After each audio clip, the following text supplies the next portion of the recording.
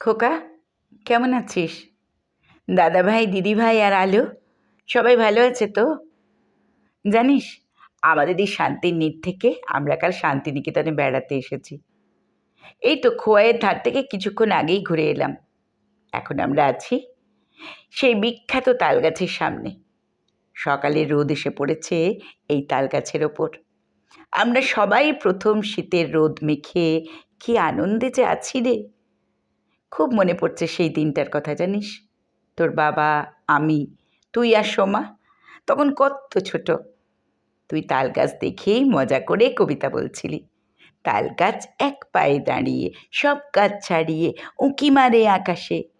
মা, এই গাছটা দেখেই রবি ঠাকুর তাল গাছ কবিতা লিখেছিলেন বুঝি?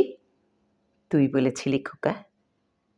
আমরাও সবাই কত মজা করছি জানিস খোকা। সেই ছোটবেলায় যেন ফিরে গেছি আমরা, জানিস? মোবাইলটা হাতের কাছে আছে তো, তাই তোকে দু কলম লেখার কথা খুব মনে হলো। আজ দুপুরে আদিবাসী নৃত্য দেখব খোয়াইয়ের ধারে।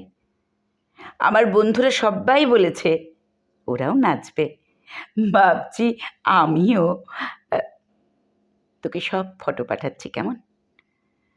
আমাদের শান্তির নীর, আমাদের সুখ শান্তি আনন্দের ঠিকানা রে।